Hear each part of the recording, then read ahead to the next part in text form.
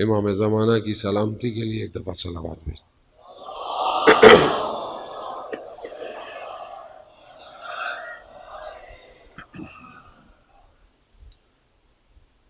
لا حول ولا قوة إلا بالله العلي العظيم حسبنا الله ونعم الوكيل نعم المولى ونعم النصير أعوذ بالله من الشيطان الرجيم بسم الله الرحمن الرحيم الحمد لله الذي يؤمن الخائفين وينجي الصالحين ويجزاء المستكبرين ويهلك ملوكا ويستخلف آخرين والصلاة والسلام على رسول الثقلين محبوب رب المشرقين والمغربين جد الحسن والحسين نبينا سيدنا بالقاسم محمد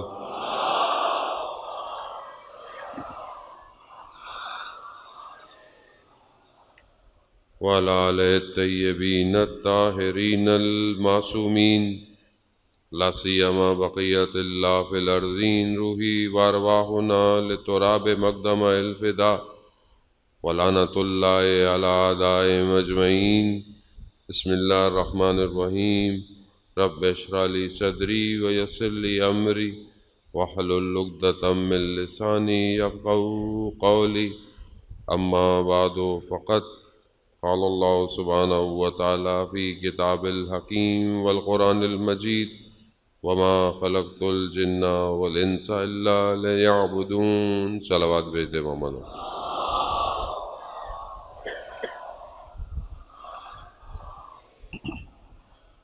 عزاداران شہید الشہداء، 7 محرم الحرام 2 دنوں کا مہمان رہ گیا ہے سیدہ کا لال۔ مخصوص شبیں ہیں اور ماہ محرم الحرام اور مجلس عزا اور عزاداری اس کے اپنے آداب ہیں۔ ان چند دنوں کے اندر ان آداب کا انسان خیال رکھے اور یہ محسوس کرے کہ امام حسین کربلا پہنچے ہوئے ہیں، مجھے کیا کرنا چاہیے۔ آپ کی خدمت میں پہلے بھی عرض کیا کہ کوئی ایسا کام انسان نہ کرے کہ اگر ہمیں بلایا جائے تو ہم کہیں اپنی غفلت میں اپنے امام کو بھول جائے۔ مجلس درس گاہ ہے، مجلس تربیت کی جگہ ہے، مجلس وقت کے امام کے لیے سپاہیوں کو تیار کر رہی ہے۔ مجلس سے اٹھ کر انسان کے ایمان میں اضافہ ہونا چاہیے۔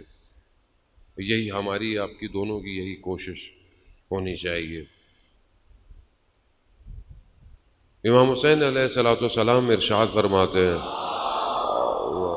صلی محمد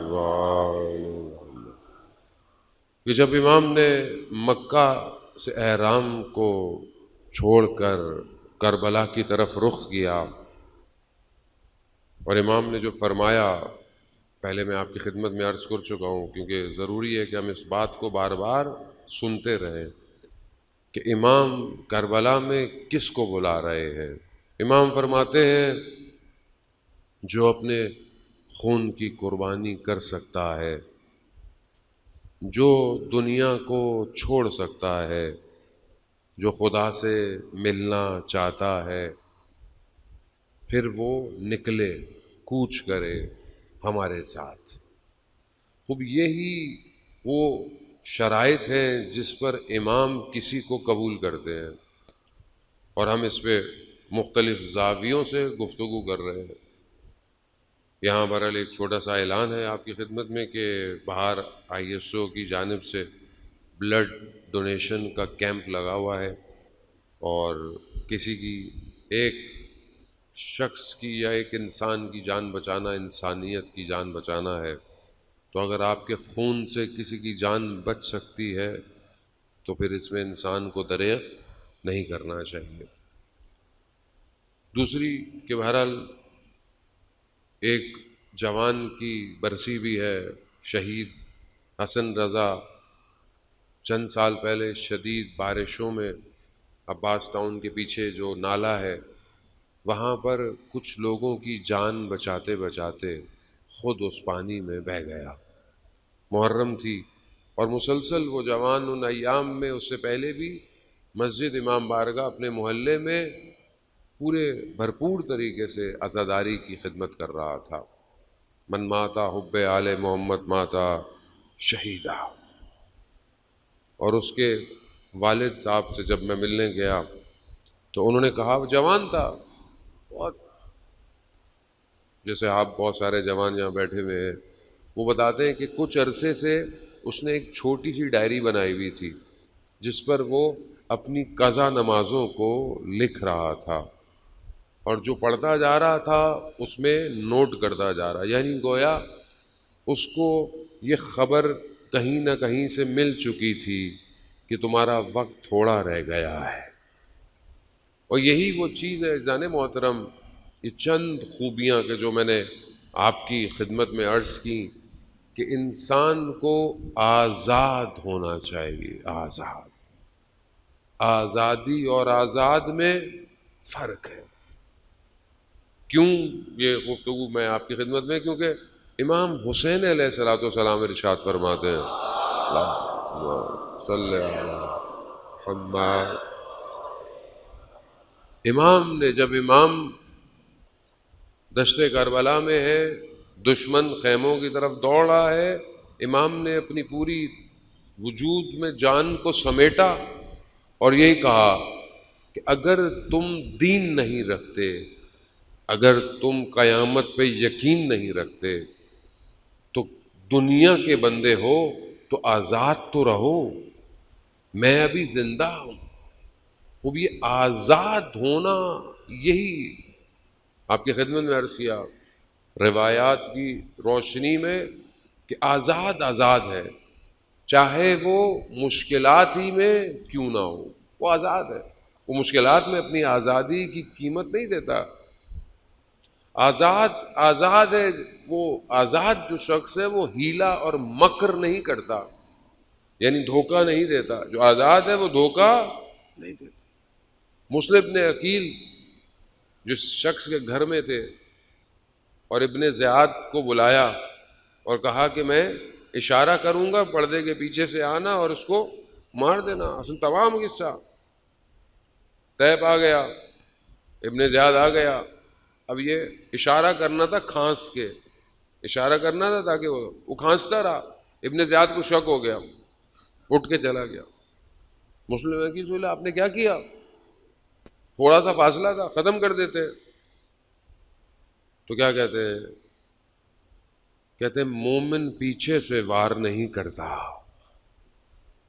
مومن ہے۔ مولا کائنات نے اپنی زندگی میں کبھی کسی کو پیچھے سے وار نہیں کیا۔ دھوکہ دینا اصل مومن کی صفت نہیں ہے۔ آزاد انسان دھوکہ نہیں دیتا۔ آزاد انسان جو ہوتا ہے وہ لوگوں کی خدمت کرتا ہے۔ یہ جوان ظاہر لوگوں کی خدمت کرتا تھا، لوگوں کا ساتھ دیتا تھا، لوگوں ہی کی جان بچاتے ہوئے اپنی جان دے دی اس نے۔ دیکھیں 7 محرم کو اسے ہم یاد کر رہے ہیں، ہمارا کمال نہیں ہے، یہ اس کے اپنا عمل ہے جو ہمیں مجبور کر رہا ہے۔ شخص جو ہے وہ بحرین کا ہے، کرسچن ہے، تھوڑا ایکو کم کر دیں اس میں، وہ اگر ان کا دھیان میری طرف ہو تو صلوات بھیج دیں محمد والے صلی علی محمد۔ بحرین کا ہے، کرسچن ہے، رسول خدا حضرت محمد مصطفیٰ صلی اللہ علیہ وسلم صلی محمد رسول کی خدمت میں آیا، رسول کی خدمت پہنچا، ہاتھ چوما۔ رسول فرماتے ہیں تم بہت اچھے انسان ہو اور خدا تم سے محبت کرتا ہے. اب وہ تعجب کرنے لگا کہ مطلب خدا مجھ سے محبت کرتا ہے؟ ہاں. کیوں؟ کیونکہ تم صبور بھی ہو اور حلیم بھی ہو، یعنی تمہارے اندر صبر پایا جاتا ہے اور بردباری پائی جاتی ہے. اور کہا تمہاری جو ایک صفت ہے وہ خدا کو پسند ہے. کہا کیا؟ کہا تم لوگوں کی مدد کرتے ہو. لوگوں کی مدد کرنا یہ یونیورسل ویلیوز ہیں، یہ آپ کریں گے خدا آپ کو پسند کرے گا. خدا آپ کو اگر مسلمان نہیں ہے ہدایت دے دیتا ہے. وہ رسول خدا نے اس کی صفت کو اجاگر کیا. یہ بہت اچھی صفت ہے کہ انسان، جیسے کل میں نے آپ کی خدمت میں عرض کیا کہ آزاد آدمی لوگوں کے حقوق کو ادا کرتا ہے. آزاد، قید نہیں ہے. اور آپ کے سامنے میں نے کل کافی مثالیں جو ہیں وہ اس کی بیان کی. اب یہ آزاد جو ہے اسے اپنے آپ کو بھی آزاد کرنا ہے. آج دنیا مختلف طریقے سے ہمیں گھیر رہی ہے.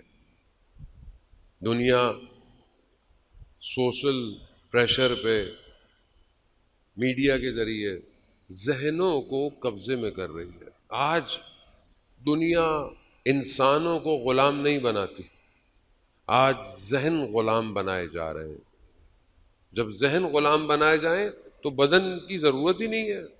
پہلے زمانے میں جنگیں ہوتی تھیں، لوگوں کو غلام بنا لیا جاتا تھا، قبضہ کر لیا جاتا تھا، ملکوں پہ حملے کیے جاتے تھے، لوگ مجبور ہو جاتے تھے. لیکن اب اس سے بھی آسان کام کہ لوگوں کے ملکوں کو یا لوگوں کو اپنے کنٹرول میں لینے کے بجائے لوگوں کے ذہنوں کو اپنے کنٹرول میں لے لو. اور آج آپ کے سامنے امت مسلمہ خاموش ہے اور فلسطین چیخ رہا ہے. تو کتنے سارے مسلم ممالک ہیں، سب آزاد ہیں. کہنے کو تو آزاد ہے، آزادی ہے، آزاد نہیں ہے. اور یہی چیز کربلا کے مقابلے میں آئی. آزاد تھے لوگ، لوگ تو آزاد تھے، لوگوں کو کوئی سختی تو نہیں تھی، لیکن اندر سے غلام تھے. جب یزید نے مسند کو اپنی پکڑا تو اس کا جو مشاور تھا، جو اس کو مشورے دیتا تھا، کیونکہ اس کو تو نہیں آتا تھا کہ کیسے حکومت کرنی ہے، تو ایک شخص تھا جو کہتے ہیں کرسچن تھا وہ.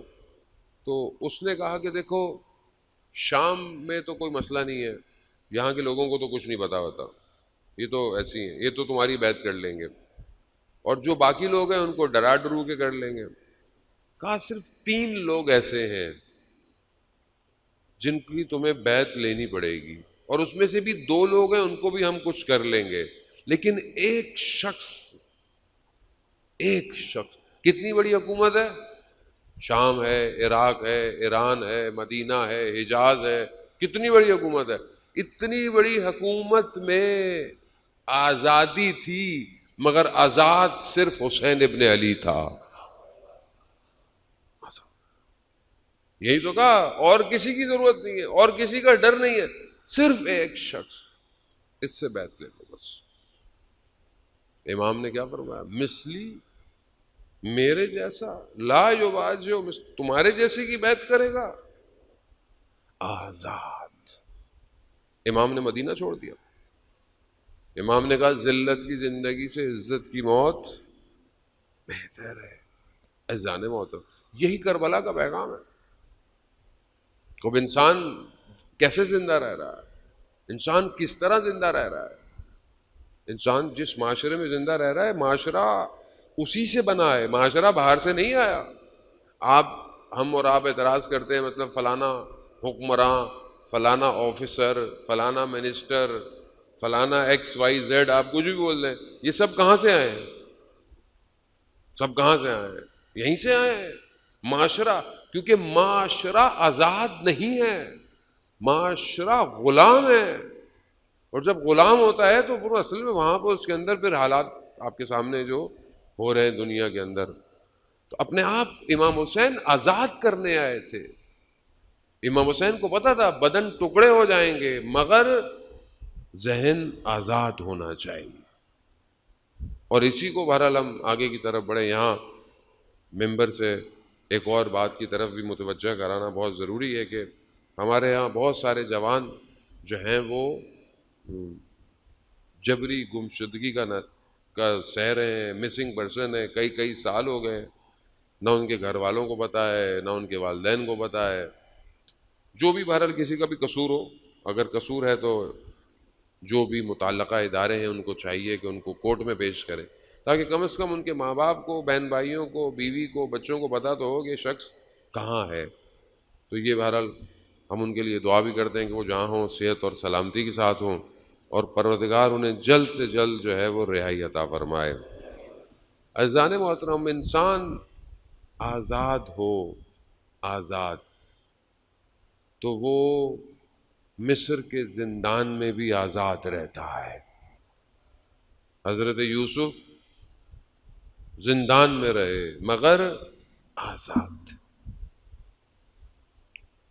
7 سال، 4 سال یا 14 سال، مختلف جو ہیں وہ احادیث و روایات جو ہمیں تاریخ بتاتی ہے۔ امام موسیٰ کاظم علیہ الصلوۃ والسلام، اللہم صلی علی محمد، امام کو جب پہلے زندان میں ڈالا گیا تو امام نے کہا پروردگار تیرا شکر، تو نے مجھے ایک ایسی جگہ عطا فرمائی کہ میں تیری عبادت کر سکوں۔ قید نہیں ہے، آزاد ہے۔ اور کہاں پھر اتنے سخت زندانوں میں امام کو ڈالا، اور کتنی امام کے اوپر سختیاں، مشکلات کی، مگر امام خدا کی بارگاہ میں سجدہ ریز ہے۔ اب یہ آزادی چاہیے۔ کل آپ کی خدمت میں نے عرض کیا تو ایک وصیت نامہ کہ جو امام نے اپنے فرزند کو، کل میں نے آپ کو کہا تھا کہ میں اس میں سے کچھ حصہ آپ کی خدمت میں پڑھوں گا، اور میں حسب وعدہ جو ہے وہ خطبہ آپ کی خدمت میں لے کر آیا ہوں۔ صلوات بھیج دے محمد و آل محمد۔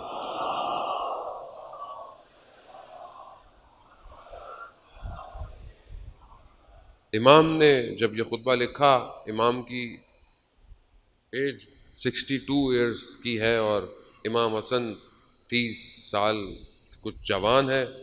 اب ایک باپ جو ہے، بوڑھا باپ، اپنے جوان بیٹے کو خط لکھ رہا ہے۔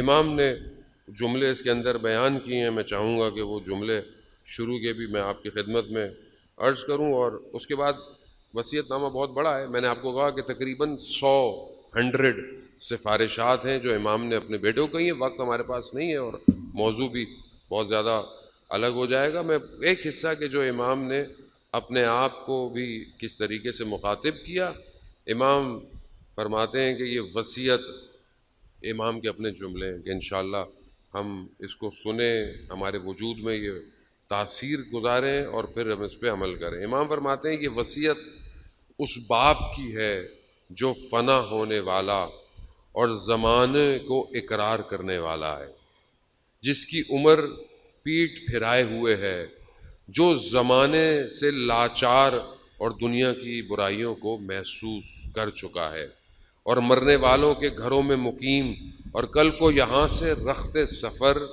باندھنے والا ہے۔ یہ اس بیٹے کے نام ہے جو نہ ملنے والی بات کا آرزو مند ہے۔ یہ امام نے تمام جوانوں کو لکھا ہے۔ یہ جوان ہیں، آپ سب جوان ہیں، امام نے اپنے جوان بیٹے کو، اور یہ وصیت نامے کو آپ اپنے لیے سنیں کہ کیوں؟ کیونکہ امام امت کے باپ ہوتے ہیں، امت کے جوانوں کو یہ سننے۔ امام کیا فرما رہے ہیں کہ اس بیٹے کے نام کہ جو نہ ملنے والی بات کا آرزو مند، جادہ عدم کا راہ سپار، بیماریوں کا ہدف، زمانے کے ہاتھ میں گروی ہے، مصیبتوں کا نشانہ ہے، دنیا کا پابند ہے، اس کی فریب کاریوں کا تاجر ہے، موت کا قرضدار، اجل کا قیدی، غموں کا حلیف، حزن و ملال کا ساتھی، آفتوں میں مبتلا، نفس سے عاجز اور مرنے والوں کا جانشین ہے۔ ایک ایک جملے پہ کئی کئی گھنٹے گفتگو کی جا سکتی ہے، میں نہیں کروں گا۔ امام نے جو ہے وہ مختلف وصیتیں کی۔ ایک پیراگراف آپ کی خدمت میں، کیونکہ میں نے کل کہا تھا میں آپ کو، اس لیے کہ ہم امام کو مانتے ہیں، ہمیں امام کی بھی سننی چاہیے تاکہ ہم جس طرح امام چاہتے ہیں ہم اس طرف بڑھیں۔ ایک پیراگراف، زیادہ آپ کو زحمت نہیں دوں گا۔ امام فرماتے ہیں کہ وعظ اور پند سے، یعنی وعظ اور نصیحت سے دل کو زندہ رکھنا، وعظ اور نصیحت سے دل مردہ ہو جاتے ہیں نا، آپ کو پتا ہے دل مردہ ہو جاتے ہیں۔ دل کو کس سے زندہ رکھنا ہے؟ نصیحت۔ نصیحت بری لگتی ہے، آج جوان کو آپ نصیحت کرو تو بری لگتی ہے۔ 5 منٹ سے زیادہ، 1 منٹ بہت ہے، 5 منٹ تو پھر میں نے زیادہ کہہ دیا۔ ہم آج کل مجلس محرم میں سن رہے ہیں، ورنہ انٹرنیٹ پہ ہم 1 منٹ سے زیادہ کوئی چیز دیکھتے نہیں ہیں، اور اگر کوئی نصیحت کر رہا ہو تو فوراً اس کو ہٹا دیتے۔ کیوں؟ کیونکہ دل سخت ہو گیا ہے۔ امام کیا فرما رہے ہیں؟ نصیحت اور وعظ کے ذریعے سے دل کو زندہ رکھو۔ زہد یعنی تقوی سے دل کی خواہشوں کو مردہ کرو۔ یقین سے دل کو سہارا دو، اور حکمت سے دل کو پرنور کرو۔ موت کی یاد سے اسے قابو میں رکھو، موت کو یاد کرتے رہو، دل قابو میں رہے گا۔ فنا کے اقرار پر اسے ٹھہرنا ہے، دل کو دنیا کے ہاتھ سے اس کے سامنے لانا، یعنی جو بھی دنیا میں ہو رہے ہیں اپنے دل کو بولو کہ ان ساری چیزوں کو دیکھو۔ گردش روزگار سے اس کو ڈراتے رہنا، یعنی امام کی گفتگو صرف دل سے ہے اس ٹائم۔ گزرے ہوئے واقعات اس کے سامنے رکھنا، تمہارے پہلے والے لوگوں پر جو بیتی ہے اسے یاد دلانا، ان کے گھروں اور کھنڈروں میں چلنا پھرنا۔ کون لوگ؟ جو مر چکے ہیں، جو جا چکے ہیں، اور دیکھنا کہ انہوں نے جو کچھ کیا تھا وہ کیا ہے، اور یہ جو لوگ تھے یہ کہاں کوچ کر گئے، اور یہ کہاں سے اترے تھے اور کہاں ٹھہرے تھے۔ دیکھو گے تو تمہیں صاف نظر آئے گا کہ وہ دوستوں سے منہ موڑ کر چلے گئے ہیں اور پردیس کے گھر میں جا کر اترے ہیں، اور وہ وقت دور نہیں کہ تمہارا شمار بھی ان میں سے ہونے لگے گا۔ بس میں یہ ایک پیراگراف میں، اور زیادہ اتنی نصیحت ہے کہ پھر بہت مشکل ہے کہ ہم اس کو تحمل کر سائیں۔ قالا امیر المومنین ہے یہ، عزیزان محترم۔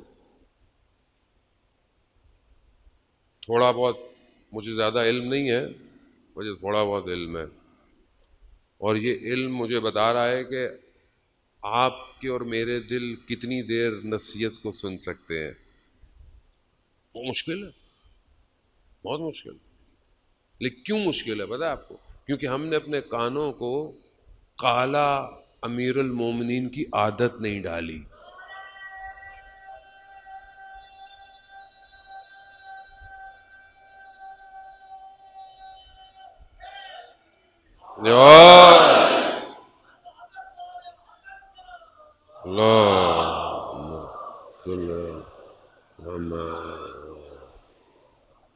اب آپ کو سمجھ میں آیا امام کیوں نہج البلاغہ میں رو رہے ہیں، کیوں خون کے آنسو رو رہے ہیں؟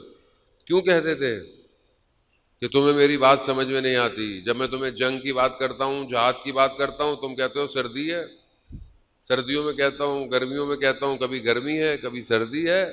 وہ باطل پہ ہوتے ہوئے اتحاد متحد، تم حق پہ ہوتے ہوئے بکھرے ہوئے ہو۔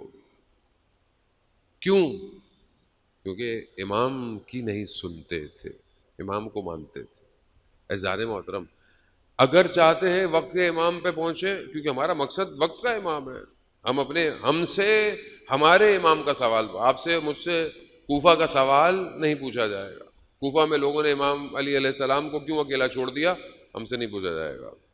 ہم سے یہ پوچھا جائے گا امام زمانہ کو تم نے اکیلا کیوں چھوڑا۔ لیکن امام زمانہ تک جانے کے لیے سب کے پاس سے ہو کے آنا پڑے گا، تاریخ دیکھنی پڑے گی، آخر کیا وجہ ہے کہ وقت کا امام اکیلا رہ جاتا ہے؟ کیا وجہ ہے کہ دوسرے امام کو، کہ جن کے آج بیٹے کی شہادت کی مناسبت ہے، کیوں امام کے خیمے سے جہاں نماز کو کھینچ لیا. امام کے خیمے سے کون لوگ تھے؟ امام کے ساتھ تھے. وجہ کیا تھی؟ دنیا تھی وجہ. دنیا گمراہ کر دیتی ہم اپنے آپ کو آزاد کریں. آزاد. اور ہمیں بہرحال یہ اس بات کو سمجھنے کی ضرورت ہے کہ جب آپ کربلا کی طرف آ رہے ہیں تو کون سی چیز، کون سی موومنٹ، کون سی چیز کربلا والوں کے سامنے ہے. آج جس معاشرے میں رہتے ہیں ہمیں پتہ ہونا چاہیے. ہماری گفتگو جتنی بھی ٹوٹی پھوٹی ہے وہ اس لیے ہے کہ ہم ایک سوسائٹی کو بلڈ کر سکیں. یہ سوسائٹی جب تک نہیں بنے گی ہم اپنے امام کے ظہور میں کوئی کردار ادا نہیں کر سکتے. ہم نے یہاں سے اٹھ کے ایک سوسائٹی بنانی ہے، سوسائٹی فارمیشن کرنی ہے. اور وہ کیسے ہوگی؟ جس طرح ائمہ علیہ الصلوۃ والسلام نے ارشاد فرمایا ہے ویسا ہی ہمیں آگے کی طرف بڑھنا ہے. امام جعفر صادق علیہ الصلوۃ والسلام ارشاد فرماتے ہیں اللہم صلی علی محمد وآل محمد.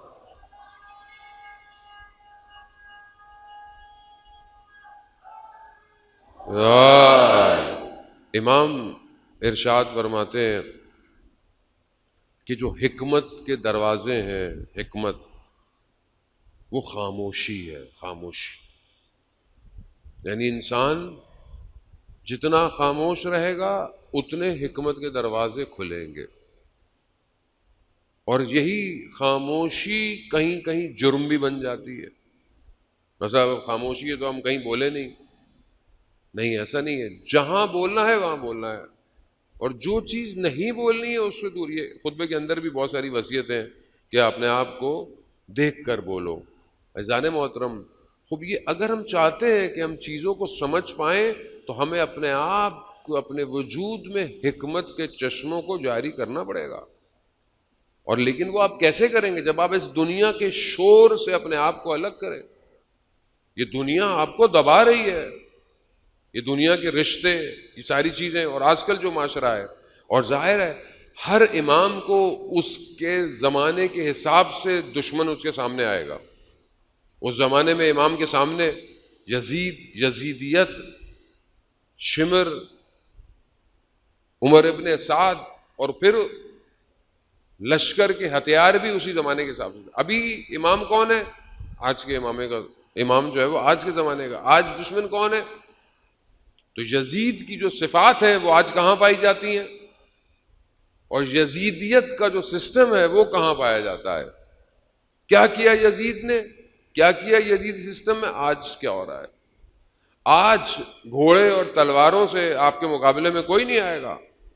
آج آرٹیفیشل انٹیلیجنس کا دور ہے، آج آئی ٹی کا دور ہے، آج سائبر سیکیورٹی کا دور ہے، آج فائننس کا دور ہے، آج کلچر، تمدن کا دور ہے. تمدن کو برباد کر دو، اخلاق کو برباد کر دو، فرہنگ کو برباد کر دو، لوگوں کو محسوس ہی نہ ہو کہ ان کے ساتھ کیا ہو رہا ہے.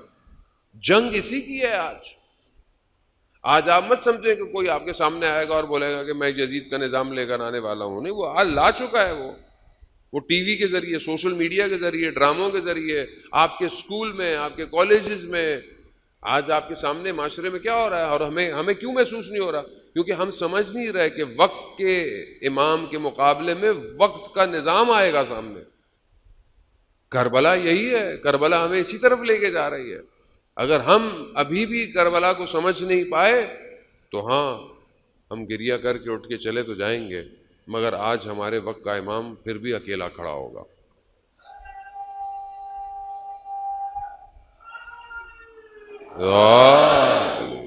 عزیزان محترم، خدا کا شکر کریں کہ ہمیں اللہ نے اتنا بڑا مکتب دیا، اتنی بڑی دانشگاہ دی، اتنی بڑی یونیورسٹی دی. اگر آج ہم غربت کے عالم میں، یعنی غربت پیسوں والی غربت نہیں ہے، یہ غربت یعنی ایک آدمی اپنے وطن سے دور ہو، اور آج ہم اتنی کوشش بھی نہ کر پائیں کہ ہمارا امام ظہور کرے، تو اس میں قصور کس کا ہے؟ یعنی آپ اور میں، کتنے سارے لوگ بیٹھے ہوئے ہیں. ایک جوان کہ جو مسجد جمکران گیا اور اس سے ایک عالم دین نے ملاقات کی اور کہا کہ تمہاری حالت سے لگتا ہے ٹھیک نہیں ہے، تمہاری طبیعت کو کیا ہوا؟ کہا میری امام سے ملاقات ہوئی ہے۔ تو کہا پھر؟ کہا میں نے امام کو کہا کہ آپ کو تو 313 چاہیے، یہاں تو اتنے سارے لوگ بیٹھے ہوئے ہیں، اتنے سارے لوگ آئے ہوئے ہیں۔ تو امام فرماتے ہیں یہ میرے لیے نہیں آئے، یہ اپنے لیے آئے ہیں۔ کسی کو اولاد چاہیے، کسی کو گھر چاہیے، کسی کو گاڑی چاہیے، میرے لیے کوئی نہیں آیا۔ عزیزان محترم، میں مجلس حسینی میں کیوں آ رہا ہوں؟ اس لیے آ رہا ہوں نا کہ اگر میں کربلا میں ہوتا تو میں اپنی جان اپنے امام پہ قربان کر دیتا۔ یہی ہے نا، اور اس سے بڑا اور کیا ہدف ہوگا انسان کا؟ تو آج وقت کا امام انشاءاللہ آ جائے تو کیا میں تیار ہوں امام کے لیے جان دینا؟ یا امام مجھے کوئی کام دے دے، کوئی کام دے دے یہ کرو، کیا تیار ہوں؟ کیا میں اپنے اندر وہ خوبیوں کو پیدا کر رہا ہوں کہ امام میرا انتخاب کر لے، امام مجھے چن لے؟ یہی جو چند باتیں میں نے تھوڑی تھوڑی آپ کی خدمت میں عرض کی، حضرت تو نہیں، یہ باتیں ایجاد کرنی ہے اپنے اندر، اپنے اندر پیدا کرنا ہے اس کو کہ میں کم از کم اپنی تنہائی میں، لوگوں کے سامنے تو میں شاید دکھاوے میں، پریشر میں، اپنی تنہائی میں اپنی خواہشات سے آزاد رہوں۔ کوئی نہیں دیکھ رہا، کوئی کچھ نہیں دیکھ رہا، خدا تو دیکھ رہا ہے۔ جو شخص تنہائی میں اپنے آپ کو خدا کی بارگاہ میں نہیں لے کے جا سکتا، لوگوں کے سامنے تو ہو سکتا ہے دکھاوا کر رہا ہو، دکھا رہا ہو۔ تو کیا میں نے کبھی تنہائی میں اپنے پروردگار سے گفتگو کی ہے؟ جو لوگ امام کے ساتھ تھے وہ ایسے ہی تھے، انہوں نے اپنے وجود کو اپنے بدن سے جدا کر دیا تھا، انہیں کوئی فرق نہیں پڑتا تھا ان کے بدن کے ٹکڑے ہو جائیں، انہیں کوئی فرق نہیں پڑتا تھا۔ کیوں؟ کیونکہ وہ اپنے امام تک پہنچ گئے تھے، اور جو اپنے امام تک پہنچ جاتا ہے پھر اسے کسی چیز کی ضرورت نہیں رہتی۔ شخص دور ہے، اور آپ تاریخ میں سنتے رہتے ہیں کہ کیسے غلام تھے ائمہ علیہ الصلوۃ والسلام کے۔ راوی کہتا ہے کہ میں مدینہ میں تھا اور مدینہ میں قحط پڑ گیا، یعنی بارش نہیں تھی، قحط پڑ گیا، لوگوں نے بڑی نمازیں پڑھی، بڑی دعائیں کی، بارش نہیں ہوئی۔ تو میں نے کیا دیکھا؟ ایک غلام سیاہ، یعنی بلیک غلام اپنے رخسار کو خاک پہ رکھ کر خدا سے گفتگو کر رہا ہے، پروردگار اگر بارش نہیں ہوئی تو میں اپنے رخسار کو مٹی سے نہیں اٹھاؤں گا۔ وہ راوی کہتا ہے میں نے تھوڑی دیر میں دیکھا بارش شروع ہو گئی، میں نے کہا یہ کون ہے؟ دیکھا تو وہ اٹھا اور چلنا، میں اس کے پیچھے پیچھے گیا، دیکھا تو وہ کوچہ بنی ہاشم میں چھٹے امام کے جانوروں کو پالنے والا غلام تھا۔ غلام، یعنی جو ان کے قریب ہو جائے کائنات اس کے لیے مسخر ہو جاتی ہے، کھل جاتی ہے، اس کو کوئی مسئلہ نہیں۔ اور اسی طرح ایک شخص خراسان سے چھٹے امام کی خدمت میں آیا، باہر نکلا تو امام کا غلام تھا ایک، جو امام کے کام کرتا تھا، جوتے اٹھاتا تھا۔ کہا کہ میں خراسان میں میری زمین ہے، میرا باغ ہے، میری چیزیں ہیں، یہ سب میں تمہیں دیتا ہوں، اپنی ساری مال و دولت تمہیں دیتا ہوں۔ کہا پھر؟ کہا یہ جو تم نوکری کرتے ہو نا یہ مجھے دے دو۔ اس نے کہا سودا برا نہیں ہے، اچھا ہے، مطلب سب کچھ مل رہا ہے۔ امام کے پاس گیا، امام سے کہا مولا ایسا ایسا ہے۔ امام نے کہا تمہاری مرضی۔ جانے لگا، امام نے کہا میری بات سنو۔ کہا جو اس دنیا میں جتنے ہمارے قریب ہے نا وہ اس دنیا میں بھی ہمارے اتنے ہی قریب ہوگا۔ رک گیا۔ ہم اس دنیا میں اپنے امام کے کتنے قریب ہیں اس دنیا میں؟ اب آپ بولیں گے مولانا کیسے قریب ہوں ہم کیا کریں؟ کم سے کم، کم سے کم کیا کر سکتا ہے انسان؟ نہ پیسہ خرچ ہو، نہ محنت ہو، نہ کہیں اٹھ کے جانا پڑے، مولانا صاحب کوئی ایسا کام بتا دیں، کچھ کرنا نہ پڑے لیکن ہم امام کے قریب ہو جائیں، تو کچھ بھی نہیں کر، اگر آپ کچھ نہیں کر سکتے تو صرف ایک کام، امام کو دن میں چند دفعہ یاد کیا کریں۔ اس کے لیے تو کوئی پیسے خرچ نہیں ہوں گے نا، اس کے لیے تو کوئی ریاضتیں بھی نہیں ہیں، کوئی سجدے بھی نہیں ہیں، کوئی کھڑا ہونا نہیں ہے، اصل یاد کریں، یاد کریں۔ لوگ ہمیں کہتے ہیں مولانا اتنا آپ کیوں ذکر کرتے ہیں؟ اس یہ بہانہ ہے یہ، اور یہ میں خود ذکر نہیں کرتا، امام چاہتے ہیں میرا ذکر ہو، لوگ بھول گئے، لوگ بھول گئے۔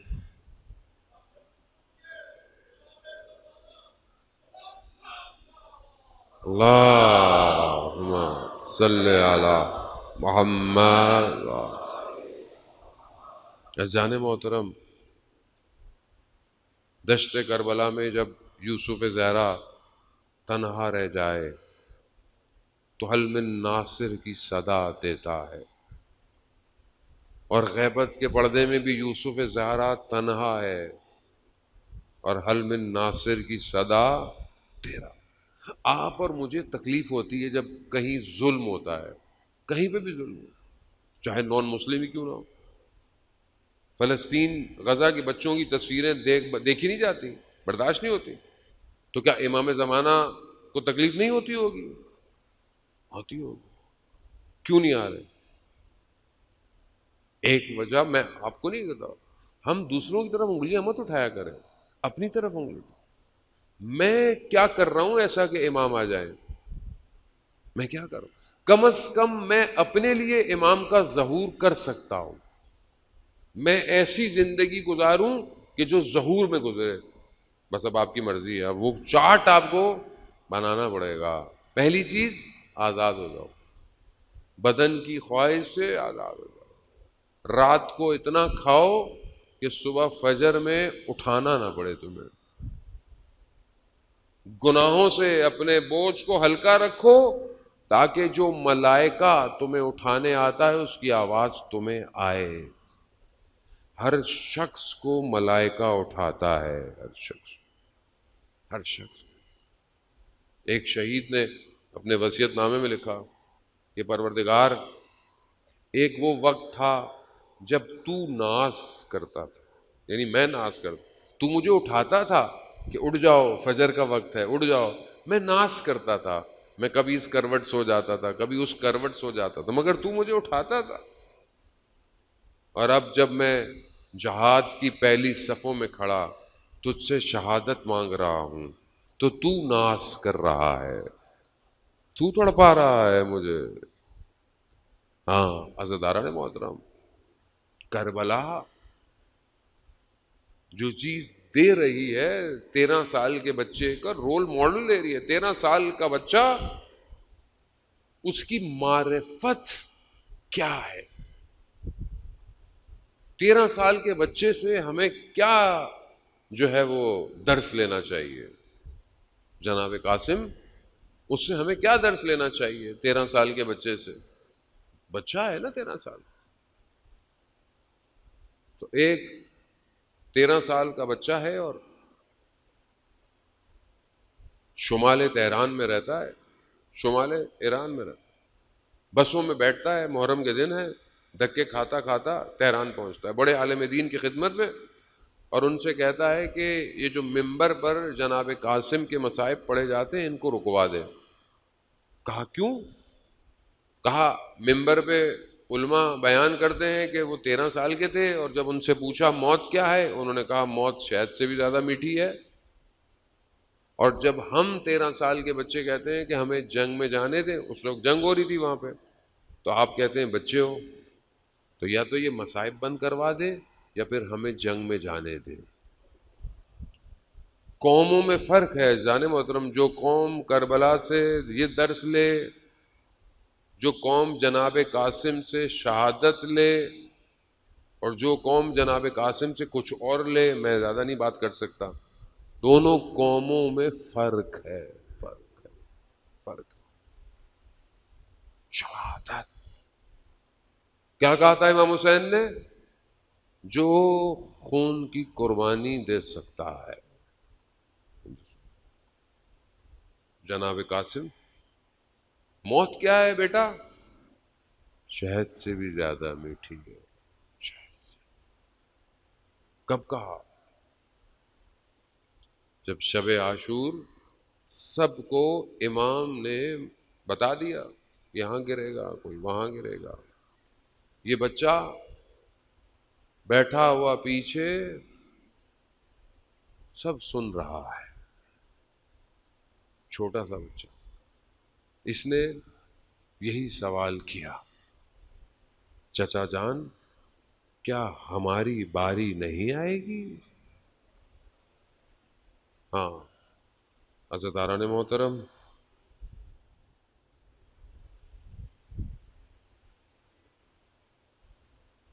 ہماری باری نہیں آئے گی. 13 سال کا بچہ ہے، موت کے لیے تیار ہے.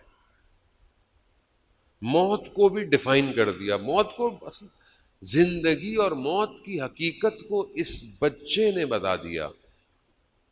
امام نے پوچھا جناب قاسم سے، موت آپ کے لیے کیا ہے بیٹا؟ پوچھنے والا امام ہے، بتانے والا امام کا بیٹا ہے.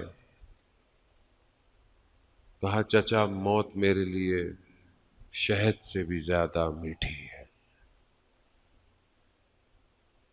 کہا بیٹا آپ کی تو باری کیا، بھائی علی اصغر کی بھی باری آئے گی. جب جناب قاسم نے یہ سنا نا تو ہاشمی خون تھا، غیرت مند خون تھا. فرماتے ہیں کیا چچا یہ ظالم خیموں تک پہنچ جائیں گے؟ کہا نہیں بیٹا، علی اصغر خود میدان میں آئیں گے. وقت گزر گیا. اب رات مائیں اپنے بچوں کو خیموں میں تیار کر رہی ہے. چند دن رہ گئے اذان محترم، چند دن رہ گئے. پتہ نہیں اگلے سال زندہ رہے یا نہ رہے، نہیں پتا. ابھی بھی زندہ رہے یا یہاں سے اتر کے زندہ ہیں کہ نہیں، یہ نہیں پتا. آخری مجلس سمجھ کے انسان کو رونا چاہیے. کچھ اور تو نہیں ہے ہمارے پاس، صرف یہی آنسو تو ہیں، اور کیا ہے. نہیں پتا کوئی اور چیز قبول ہوگی یا نہیں ہوگی. یہ تو کہہ سکتے ہیں نا روز قیامت کہ ہمارے رونے میں کوئی اور نیت نہیں تھی. ایک ہی یا سیدہ، ہم آپ کے بیٹے کے عزادار ہیں. ہر ماں خیمے میں اپنے بیٹوں کو کیا کہہ رہی ہے؟ بیٹا صبح دیر مت کرنا، دیر مت کرنا. روز عاشور آئی، ایک ایک کر کر گلشن زہرا کے پھول بکھرنے لگے.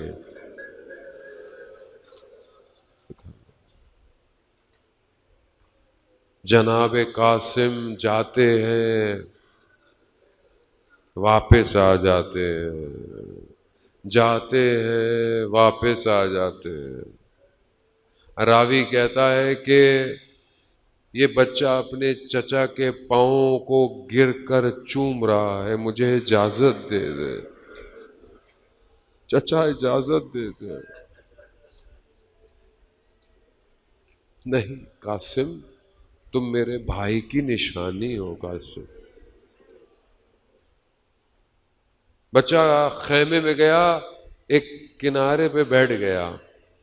ماں نے پوچھا قاسم کیا ہوا، گئے کیوں نہیں؟ کہا چچا اجازت نہیں دے رہے. کہا قاسم جب آپ چھوٹے تھے اور آپ کے بابا کی شہادت کا وقت تھا، وقت تو یاد ہے نا آپ کو، جگر کے ٹکڑے تشت میں آ رہے تھے.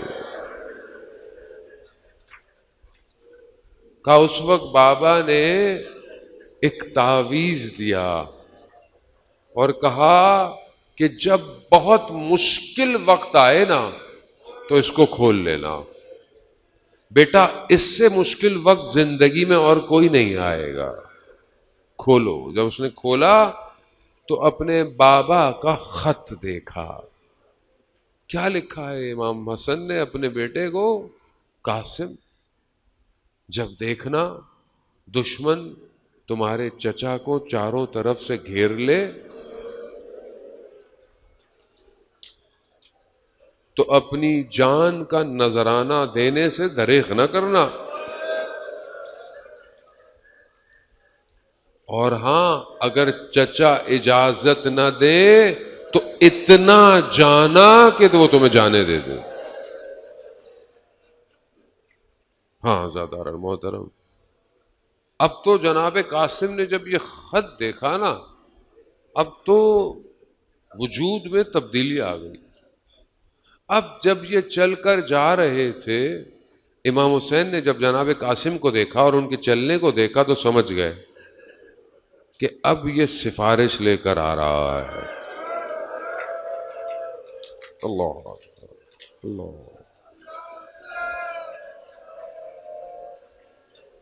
جناب قاسم گئے، چچا کو بابا کا خط دے دیا. اب آپ صرف تصور کریں، دشت کربلا ہے، پیاسا ہے، زخمی ہے، گھر والوں کو لے کر آیا ہوا ہے حسین، اس غربت میں بھائی کا خط آ گیا.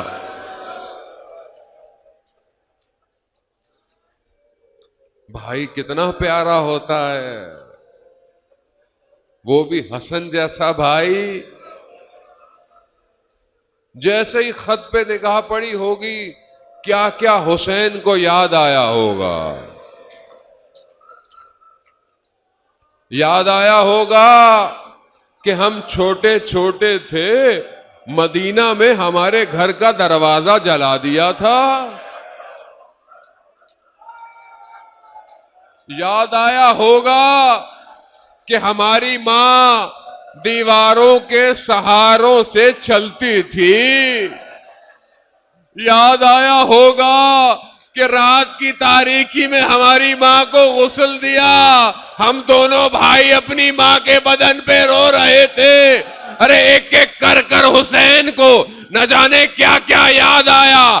بابا کو ضربت لگی، بابا کو دفنایا. ارے میں نے اپنے بھائی کے جنازے سے تیر نکالے. ارے بھائی حسن، اس غربت میں یہ خط آ گیا.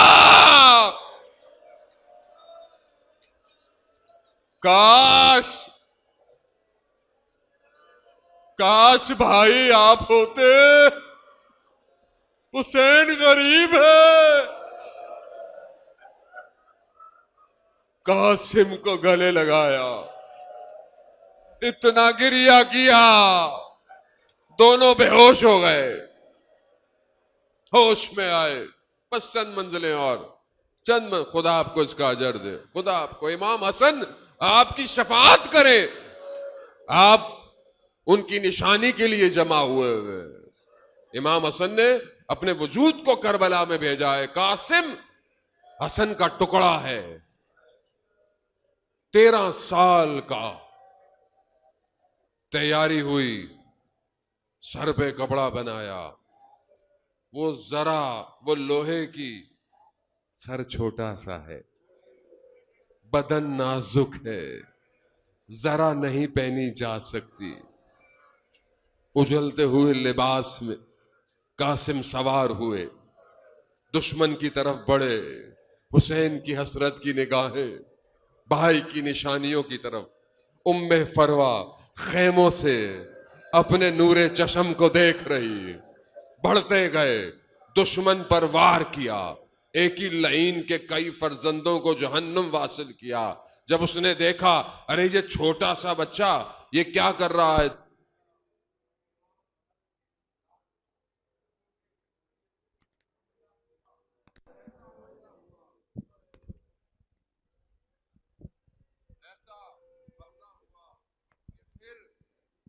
دوبارہ قاسم سنبھل نہ سکے، دھوکے سے حملہ کیا.